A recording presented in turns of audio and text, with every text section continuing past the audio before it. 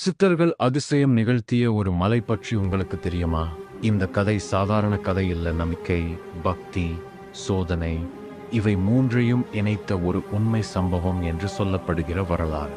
சிவபெருமானை உங்களுக்கு பிடிக்கும் என்றால் இந்த கதையை முழுசாக கேளுங்க.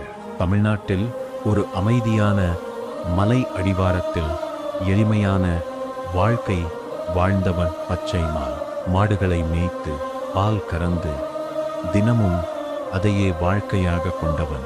அவனுக்கு துணையாக இருந்தாள் அவன் மனைவி சடைமங்கை. அவள் மனசு மிக மென்மையானது. தினமும் காலையில் எழுந்து வீட்டு பணிகளை முடித்து மாமனார் வீட்டுக்கு பால் கொண்டு செல்வது அவளது வழக்கம். அந்த மலை அடிவாரம் சாதாரண இடமில்லை. காற்றை வேறு மாதிரி வீசும். சில சமயம் யாரோ பார்த்து கொண்டு இருக்கிறார்களோ என்ற உணர்வு வரும். அந்த இடத்தில் சித்தர்கள் தவம் இருந்ததாக கூறுவார்கள். ஒரு நாள் சடைமங்கை வழக்கம் போல் பால் கொண்டு போகும்போது எதிரே ஒரு துறவி வந்தார்.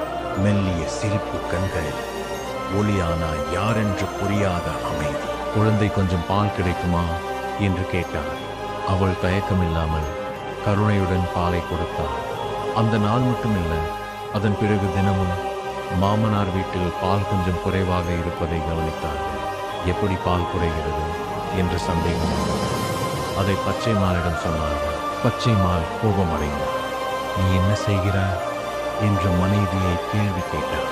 அவள் உண்மையை சொன்னார். ஒரு துறவிக்கு தினமும் கொஞ்சம் பால் கொடுக்கிறேன். கோபம் கண்களை மூடிவிட்டது. பக்தி இருக்க வேண்டிய இடத்தில் சந்தேகம் வந்தது.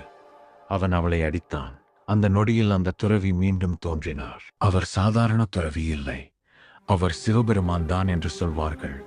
அவள் கருணையை சோதிக்க நான் வந்தேன் என்றார். அந்த வார்த்தை முடியும் முன் சடைமங்கை கல்லாய் மாறினாள். சிலையாக நின்றாள்.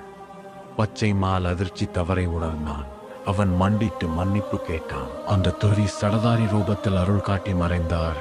பின்னர் பச்சைமால் சித்தர்களுக்கு பால் கொடுத்து தவம் செய்து இறைவனிடம் மன்னிப்பு கேட்டான். காலம் சென்றது. அவன் மனம் சுத்தமானது.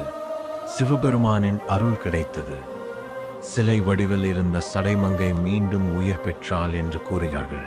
அந்த மலை இன்று சதுரகிரி என்று அழைக்கப்படுகிறார். ஒரு சக்தி நிறைந்த இடமாக கருதப்படுகிறது. அங்கு சென்றவர்கள் மன அமைதி பெறுவார்கள் என்று நம்பப்படுகிறது. இந்த கதை நமக்கு சொல்லும் பாடம் என்ன தெரியுமா? பக்திக்கு சந்தேகம் வரக்கூடாது. கருணை செய்தவரை குற்றம் சொல்லக்கூடாது. சோதனை வந்தாலும் நம்பிக்கை குலையக்கூடாது.